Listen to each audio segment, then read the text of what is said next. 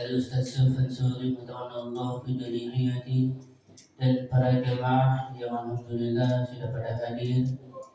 Adalah kita seperti biasa menghadiri majelis taklim di minggu pertama di hari Minggu yang alhamdulillah yang diisi oleh guru kita. Marilah kita bersama-sama untuk mendengarkan kajian ilmu yang insyaallah akan disampaikan dari guru kita. Waktu dan tempat kami persilakan. Sallallahu ala Muhammad.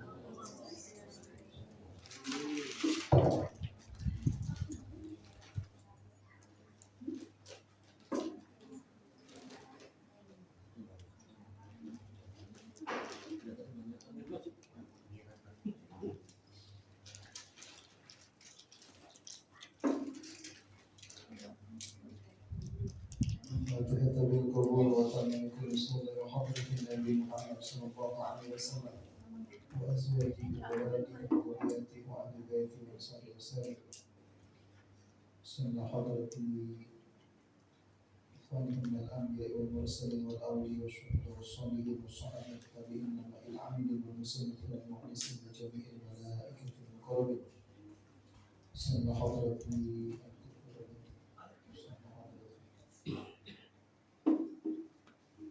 رسله وفرعين وبركة عليهم أجمعين أن الله يغفر لهم ويرحمهم ويدرجهم في الجنة وينفعنا بعلومهم وأنوارهم وأسرارهم ونفعهم بركاتهم في الدين والدنيا والآخرة. ثم إلى أرواح آبائنا وأمهاتنا وجدنا وجدتنا ومشايخنا ومشايخ مشايخنا معلمنا في الدين ولإخواننا وتلامذنا وجماعتنا ولجميع المسلمين والمسلمات والمؤمنين والمؤمنات أن الله يغفر لهم ويرحمهم ويجعل جنة مثواهم بسر الفاتحة. أعوذ بالله من الشيطان الرجيم. بسم الله الرحمن الرحيم. الحمد لله رب العالمين الرحمن الرحيم مالك يوم الدين إياك نعبد وإياك نستعين اهدنا الصراط المستقيم صراط الذين أنعمت عليهم غير المغضوب عليهم ولا الضالين. اللهم صل على سيدنا محمد الفاتح لما أغلق الخاتم لما سبق ناصر الحق بالحق والهادي إلى صراطك المستقيم وعلى آله وصحبه قدر من داره العظيم. اللهم أخرجنا من ظلمات الوهم وأكرمنا بنور الفهم وافتح علينا بمعرفة العلم وحسن أخلاقنا بالجن وسهل لنا أبواب فضلك وانشر علينا من حسن رحمتك يا أرحم الراحمين. Assalamualaikum warahmatullahi wabarakatuh. Alhamdulillah wassalatu wassalamu ala rasulillah Sayyidina Maulana Muhammad bin Abdullah wa ala alihi wa sahbihi wa man wala wa la hawla wa la quwwata illa billah. Amma ba'du. Sama-sama kita hormati segenap pengurus mushola Al-Kautsar, para sepuh, tokoh masyarakat, orang tua kita, terkhusus Bapak RT dan yang lainnya. Mohon maaf tidak dapat kami sebutkan namanya satu persatu, namun tidak mengurangi rasa hormat dan takdim kami juga kepada seluruh jamaah yang mudah-mudahan kita semua Allah panjangkan umurnya dalam sehat walafiat, tambah berkah, istiqomah, hajat-hajat baik kita diijabah oleh Allah Subhanahu wa taala. Jangan dirahmati Allah, langsung saja lanjutkan pelajaran kita daripada kitab Risalah Al-Jami'ah. Kalam Mu'allim rahimahullah ta'ala wa nafa'ana bihi wa bi ulumihi wa bi ulumi sa'iri sholihin fid darain. Faslun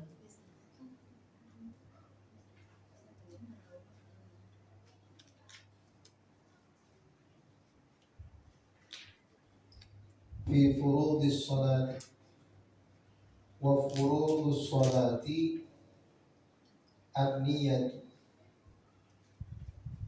wa takbiratul ihrami ma'an niyati wa qira'atul fatihati bil basmalati wa tashdidatil arba'a asyarata wa ikhrajid dhadi minadh dha wa laysa fil fatihati dha.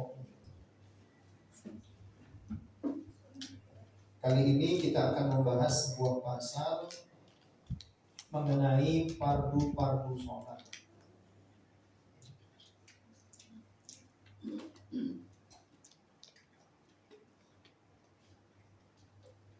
Fardu-fardu sholat itu artinya bagian-bagian yang wajib di dalam sholat kita. Disebut juga rukun.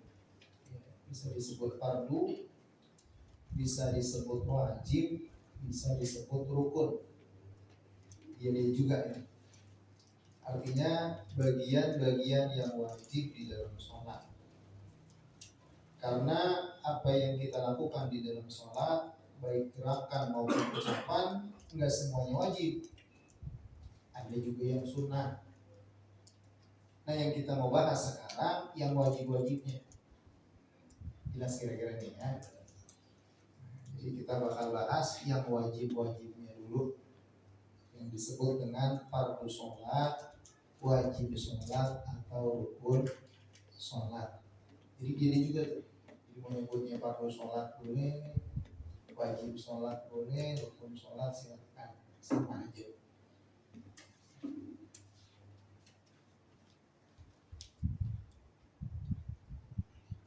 Namanya fardu, namanya wajib atau rukun, ini bila mana tidak dikerjakan maka sholatnya tidak sah. Sholatnya nggak sah nih kalau kita tidak kerjain. Nah, jumlahnya itu ada 17. Semua ada 17. Kalau tumaninah di beberapa rukun dijadikan terpisah. Tapi kalau tumaninah di beberapa rukun dihitung satu, contoh umpamanya rukun sholat yang kesekian, tumaninah pada saat ruku, i'tidal, sujud, dan duduk di antara dua sujud. Umpamanya begitu. Berarti jumlahnya ada 13. Tapi kalau hitung satu-satu, contoh rukun sekian, ruku. Yang berikutnya tumaninah di dalam ruku. Yang berikutnya i'tidal. Rukun berikutnya tumaninah di dalam i'tidal. Maka jumlah rukun sholat jadi 17. Tapi intinya itu juga, begitu-gitu juga sholatnya. Jadi rukun sholat mau 17, mau 13, itu juga. Tinggal tergantung gimana kita ngitungnya. Mau tumaninah di beberapa tempat, kurang lebih 4 tempat dijadikan satu, atau dijadikan terpisah jadi rukun tersendiri.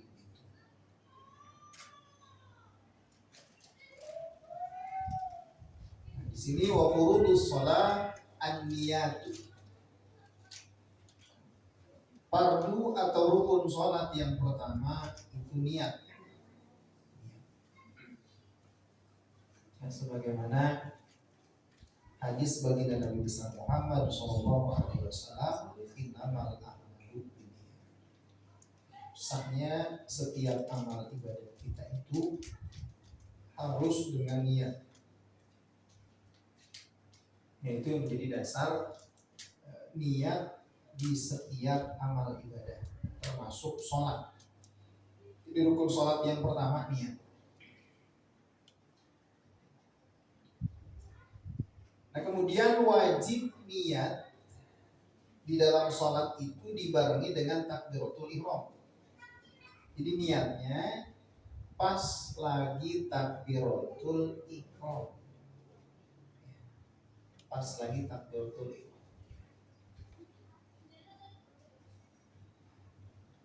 Gimana niatnya? Niatnya tergantung sholatnya juga. Niatnya tergantung sholatnya. Sholat itu kan ada yang wajib, sholat lima waktu, ya, itu kan wajib tuh. Ada sholat yang punya waktu, ada sholat sunnah yang punya waktu atau punya sebab. Sholat sunnah yang punya waktu, contohnya witir. Witir nggak bisa siang, nggak bisa. Ya, ada waktunya dia. Ya, habis isya sampai subuh. Witir. Kemudian rawatib, qobliyah ba'diyah, ada waktunya. Sholat id, ada waktunya. Biar kata kita kangen banget nih, kita besok ngadain besok ya nggak bisa. Ada waktunya dia. Ya. Duha begitu juga, ada waktunya dia. Terus maghrib nggak bisa duha. Jadi ada sholat sunnah yang punya waktu. Ada sholat sunnah yang punya sebab. Kayak apa? Kayak apa? Hah? Sholat hajat. Yang ada sebabnya, iya, mungkin termasuk istioroh. Ini ada sebabnya apa? Gerhana. Gerhana tuh kusuf ya, ada sebabnya. Nggak bisa kita sholat gerhana nggak ada gerhananya. Termasuk sholat istisqa, ada sebabnya. Apa sebabnya? Kagak hujan-hujan kayak sekarang nih ya. Kalau istisqa ada sholat minta hujan, ada sebabnya. Sebab musim kemarau. Ada sholat sunnah mutlak. Sholat sunnah mutlak itu tanpa waktu, tanpa sebab, terserah kita. Contoh nih, habis sholat maghrib, ba'diyah, udah. Iya. Sholat sunnah hawabir 6 rakaat, udah. Masih pengen sholat nih mamanya kita nih. Iya. Sholat itu namanya sholat sunnah mutlak. Sholat sunnah mutlak nggak punya waktu, nggak punya sebab. Ini orang luar biasa banget ya kalau sampai ngelaksanain sholat sunnah mutlak. Berarti yang wajib udah beres. Sholat sunnah yang punya waktu, punya sebab udah beres nih. Sampai kebingungan mau sholat apa lagi ya. Sholat sunnah mutlak namanya. Nah, jadi sholat itu ada 3 ya. Ada yang wajib, ada yang punya waktu, ada yang wajib, ada yang sunnah dengan waktu dan sebab, ada yang sunnah mutlak. Nah, yang wajib di dalam sholat setidaknya menghadirkan 3. Yang pertama, usolli, saya niat sholat. Yang kedua, menghadirkan hukumnya, keparduannya, kata fardu. Kemudian tentuin sholatnya sholat apa, duhurkah, asarkah, maghribkah, isya atau subuhkah. Itu minimal itu udah jadi tuh. Jadi kalau kita mau sholat maghrib umpamanya, itu sekurang-kurangnya cukup menghadirkan usolli fardhul maghrib di dalam hati saat takbiratul ihram. Mau artinya boleh nggak? Boleh banget. Dalam hati ketika takbiratul ihram, saya niat sholat fardhu maghrib. Udah segitu doang jadi. Terlintas di hati kita. Pas takbiratul ihram terlintas di hati kita. Allah, dalam hati saya sholat fardhu maghrib. Jadi gitu ya. Kalau jadi makmum ya tambahin dah tuh. Ya, ikutin imam atau sebagai makmum. Cukup terlintas aja. Sebetulnya cukup terlintas aja, tidak harus diterjemah sebetulnya. Niat itu bukan menerjemah usolli, saya niat sholat, bukan sebetulnya. Tapi terlintas aja itu.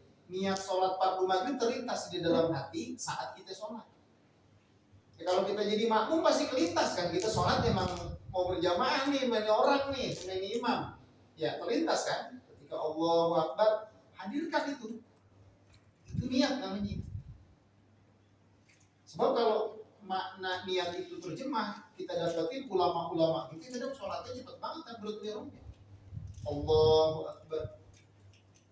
Kalau sholat itu harus terjemah, ya, saya niat sholat fardhu maghrib. Kayaknya baru saya niat sampai pada. Iya kayaknya begitu. Kalau ini cepat banget, Allahu Akbar, boleh. Dan kita dapatin ulama-ulama kita ada beberapa yang begitu sholatnya. Allahu Akbar, oh berarti bisa kita pahami. Niat itu sebetulnya bukan terjemahin, tapi menghadirkan itu. menghadirkan itu. Apalagi nanti kalau sholatnya sholat jamaah takdim umpamanya, plus dikosor juga, itu kan kalau terjemahin panjang banget itu.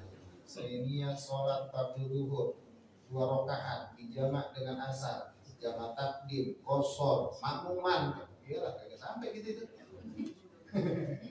Cukup terlintas ya apa yang kita maksud, apa yang kita tuju dalam salat kita, jelas nih kira-kira nih. Ya. Jadi bukan harus terjemah panjang gitu, nah. Jadi kita lagi sholat emang kita mau ngapain sih? Allahu Akbar, kita tahu sholat kita sholat isya antar nih, sholat isya. Hukumnya fardu.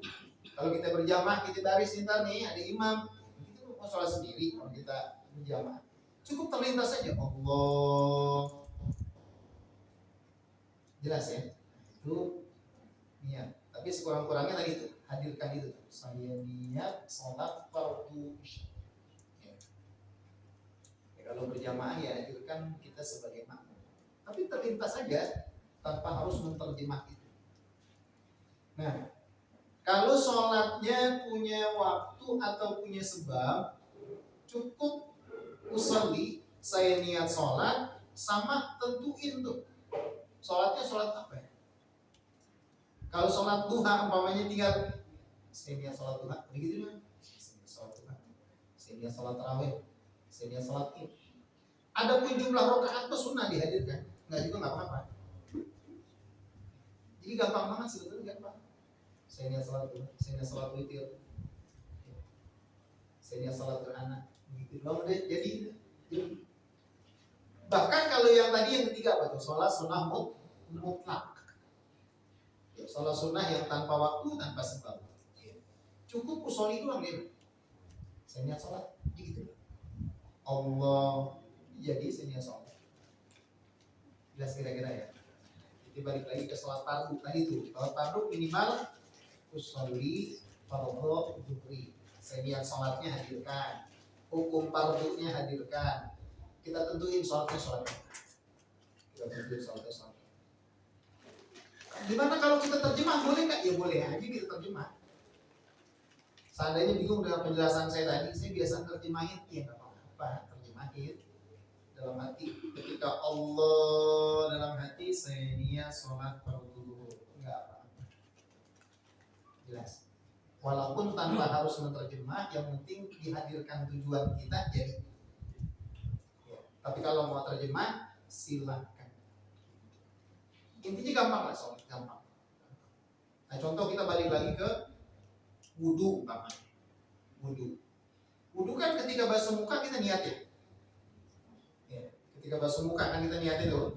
Kita hadirkan saya niat wudu. Ya, saya niat wudu. Itu kan terjemah. Boleh nggak? Boleh. Seandainya kita kita hadirkan tujuan kita aja. Emang kalau kita mau wudu nih, terus kita basuh muka, emang niatnya ngapain? Kan emang mau wudu gitu. Emang mau wudu.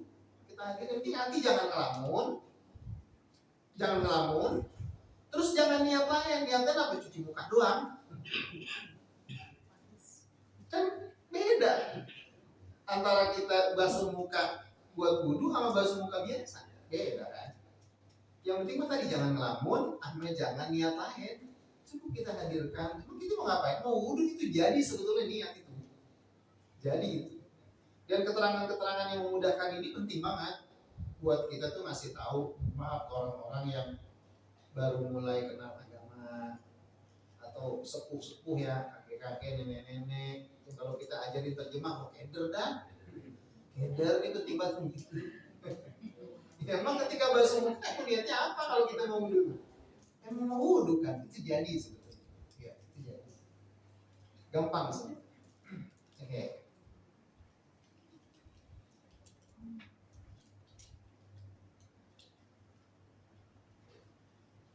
Yang pertama, niat berbarengan dengan takbiratul ihram. Nah, kemudian fardu yang kedua, wa takbiratul ihrami ma'an niyat. Kita kemungkinan nggak beres 17 rakaat semalam, nggak beres ini, paling 2 sampai 3 aja kita. Pokoknya patokan isya. Mau getak mau telat pokoknya isya beres. kebetulan sekarang lagi telat ini. Biasanya ya gitu juga. Rata-rata emang yang dekat yang telat beneran. Habib pasti gak pernah telat Habib. Namanya dekat biasanya. Namanya dekat ini. Nah, akhirnya ya telat dulu. Wa takbiratul ihrami ma'an niyat. Fardu salat yang kedua adalah takbiratul ihram. Ditegesin lagi tuh ma'an niyati berbarengan dengan niat. Takbiratul ihram berbarengan dengan niat. Nah, adapun yang kita pahami selama ini atau yang sering kita dengar tuh, kan kita suka melafalkan usolli dan usolli sebelum takbiratul ihram. Itu belum dihitung gitu. Itu belum dihitung. Ya, itu tujuannya buat ngebantu aja nanti. Biar kita siap, ancang-ancang. Pas takbiratul ihram kan dari awal udah kita hadirkan tuh. Ketika kita ngucapin usolli itu udah ancang-ancang, hati udah hadir, kita mau sholat fardhu zuhur umpamanya. Ketika takbiratul ihram udah siap, tinggal lanjutin doang, begitu tujuannya. Dan itu belum dihitung. Jadi seandainya ada di antara kita tuh baca usollinya paseng banget ya. Paseng banget baca usollinya. Tapi pas takbiratul ihram ngelamun dia. Kagak jadi tuh. Enggak jadi, itu belum dihitung. Jadi niat itu harus pas takbiratul ihram. Dan niat ini termasuk rukun qalbi, rukun hati, bukan rukun qauli, bukan rukun ucapan. Ya. Di dalam sholat itu ada rukun qalbi, rukun hati, cuma satu niat doang. Dia ada di hati dia. Ada rukun qauli, ini yang mau kita bahas nih, takbiratul ihram diantaranya Fatihah dan beberapa lagi. Ada rukun fi'li, rukun gerakan, diri, ruku, i'tidal, sujud, itu rukun fi'li, rukun perbuatan atau rukun gerakan. Niat itu ya rukun qalbi, dia ada di dalam hati. Pas takbiratul ihram.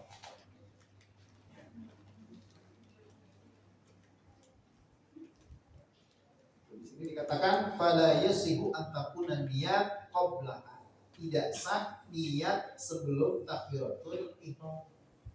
Jadi sebelum takbiratul ihram kita niat dulu nih. Mulut kita biasa ngucapin usolli, bagus nggak? Bagus. Dalam mazhab Syafi'i ini disunahkan usolli. Kemudian hati kita menghadirkan tuh saya niat fardhu zuhur. Sebelum takbiratul ihram nih, pas takbiratul ihram Allahu Akbar, hati kita kosong. Ya, nggak kita hadirkan tuh tujuan kita atau niat kita, nggak jadi sholatnya. Gak sah sholat. Yang dihitung itu pas lagi takbiratul ihram. Takbiratul ihram. Sekarang dari sisi penamaan, takbiratul ihram. Kenapa dinamakan takbiratul ihram? Takbiratul ihram kan artinya takbir yang mengharapkan. Takbirom ya takbir, Allahu Akbar. Al-ihram yang mengharamkan. Kenapa disebut takbiratul ihram? Yang artinya takbir mengharamkan. Li'annaha sababun fi tahrimi makana halalan qabla.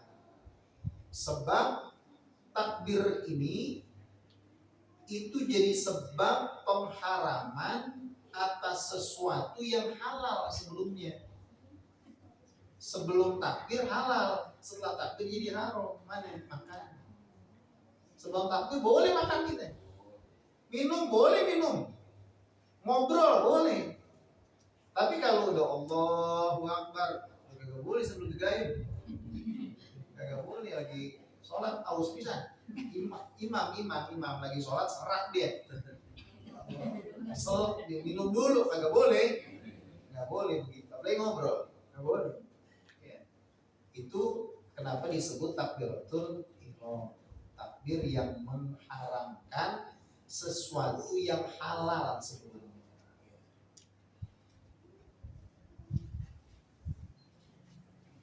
Lafadznya wahia ayatullah Allahu Akbar. Allahu Akbar. Jadi lafadznya ya lafadz Allahu Akbar. Wa yuzi'uhu Allahul Akbar. Ini mah sekedar tambahan aja. Gak usah aneh-aneh, intinya udah Allahu Akbar segitu tuh. Ya. Tapi di sini nih, buat tambahan aja, andai kata pakai Allahul Akbar, boleh. Tapi jangan ya, jangan. Usah aneh-aneh deh, usah. Boleh, boleh. Tapi kalau ditambahin huwa di sini nggak boleh tuh. Bikhilafi Allahu huwa akbar. Ya. Allah dia maha besar, nggak boleh tuh. Nggak boleh pakai huwa, nggak boleh tambahan huwa. Allahu huwa akbar.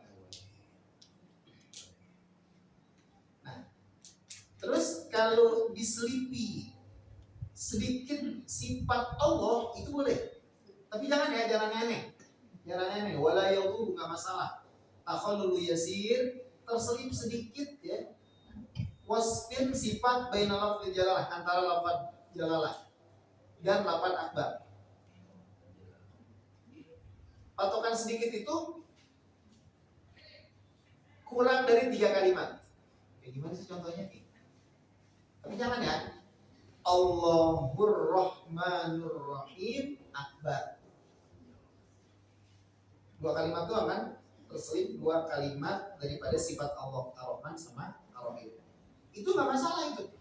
Tapi jangan, sekali lagi ya, jangan. Awas nih, tentang boleh nih. Ya. Allahur Rahmanur Rahim akbar. Jadi kalau mau coba di rumah sah sholatnya sah. Sah sholatnya sah. Cuman kalau jadi imam jangan ya. Fitnahnya gede. Ya, bagi beres ngaji sekarang. Terus imam begitu ya, udah. Ngaji di mana sih?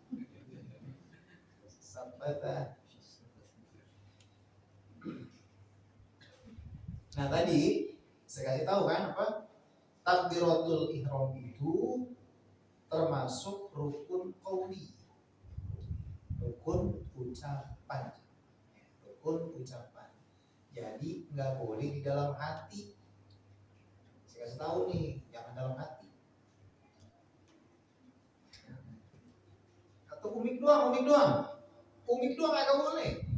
Dia rukun ucapan. Mesti diucapin. Dan sekurang-kurangnya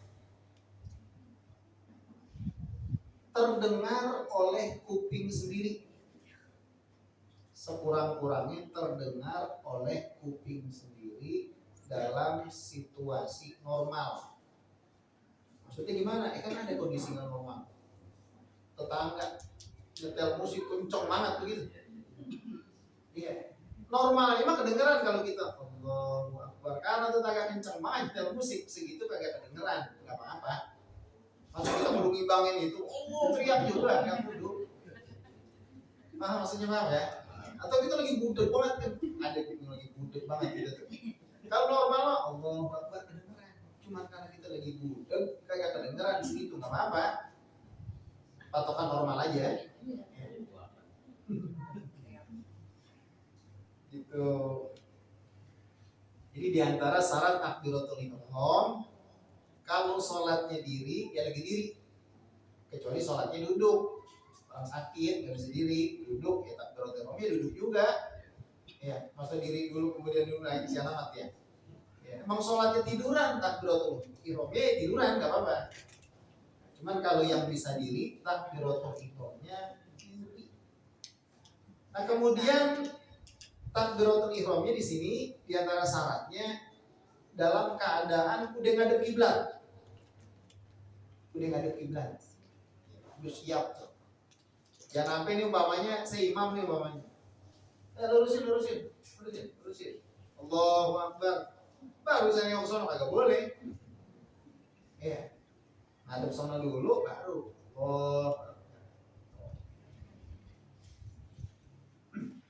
Nah kemudian tadi diantaranya harus terdengar oleh kuping sendiri. Wa isma'u nafsi at-takbir jami'ahu. Memperdengarkan ke kuping sendiri kalimat takbiratul ihram jami'ahu seluruhnya. Dari hamzahnya lafaz Allah sampai rohnya lafaz akbar kedengeran sama kuping sendiri. Allahu Akbar. Jangan hilang-hilangan. Allah Akbar. Enggak boleh itu. Jadi harus semuanya ya, harus semuanya. Dan ini berlaku nanti nih di rukun selanjutnya, Al-Fatihah. Kalau takbiratul ihram sih aman kayaknya. Seluruh huruf didengerin. Fatihah kan banyak juga. Hati-hati tuh, Bu. Ya, hati-hati. Fatihah dari awal bismillah sampai waladhdallin itu hurufnya masih kedengeran semua tuh. Dia sama termasuk rukun qauli. Rukun ucapan mesti diucapin, nggak boleh dalam hati, nggak boleh unik doang. Ya. Terus kedengerannya semuanya sama kayak takbiratul ihram, cuma beda dikit. Fatihah full tuh dari awal sampai akhir mesti kedengeran. Jangan hilang-hilangan. Ya, saya ragu kayaknya hilang-hilangan. Ya. Mulai sekarang mah jangan ya. Kedengeran, mesti kedengeran. Enggak perlu teriak-teriak, enggak kudu. Bismillahirrahmanirrahim. Alhamdulillahirabbil alamin. Arrahmanirrahim. Oke. Berarti langsung wa qiraatul Fatihah bil basmalah.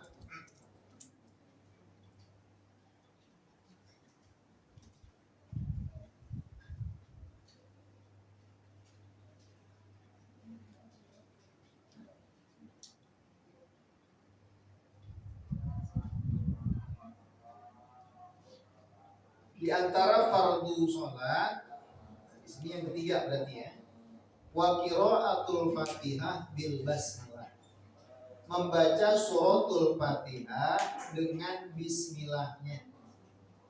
Di bismillah, setidaknya dalam madhab Syafi'i, kita nggak bahas madhab lain ya, kita nggak bahas khilafiyah di sini, karena semuanya insya Allah pengikut madhab Syafi'i. Bismillah dibaca, jangan kagak dibaca, jangan ikut-ikutan. Lihat di YouTube, oh imam di muka kagak baca bismillah, kita ikut-ikutan, kagak nyambung. Bukan yang di sana salah, kan? Masing-masing punya madhab, masing-masing punya aturan. Benar buat mereka. Kalau kita seikut-ikutnya tanpa sanad, ya kagak bisa kita. Ya. Kalau kita mau, ya kita berguru sama mereka yang madhabnya membolehkan untuk tidak membaca bismillah.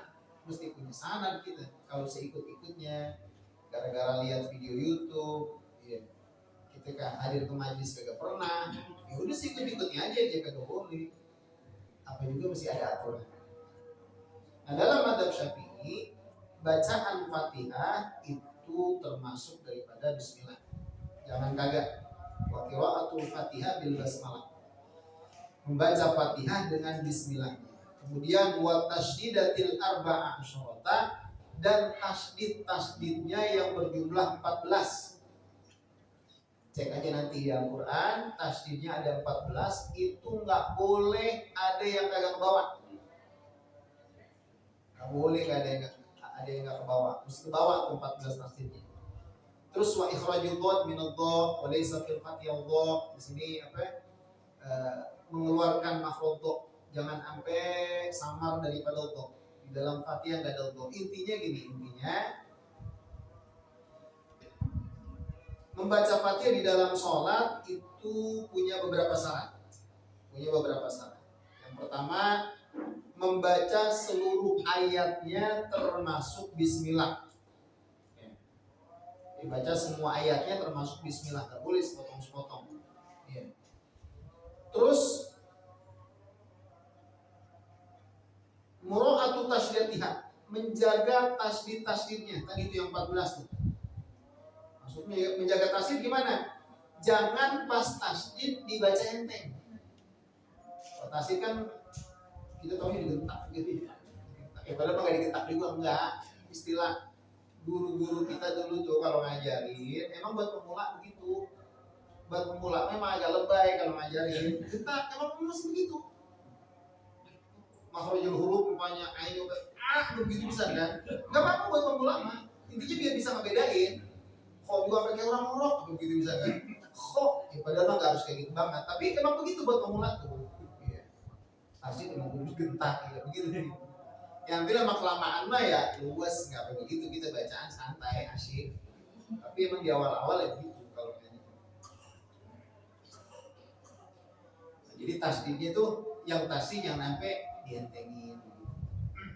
Ya contoh, Maliki yaumiddin, middin jangan sampai Maliki yaumiddin. Iyyaka jangan sampai iyyaka nak. Enggak sah itu sholatnya. Fatihahnya rusak, sholatnya enggak sah. Dijaga betul tuh tasdidnya yang Fatihah. Kalau murid almarhum Abi Nurul udah gak ragu dah. Udah saya gak bahas lagi, udah tafsir Fatihah, pokoknya intinya Fatihahnya benar begitu deh. Udah gak ragu sih di bulan Al-Kausar insyaallah deh. Nah kemudian ya,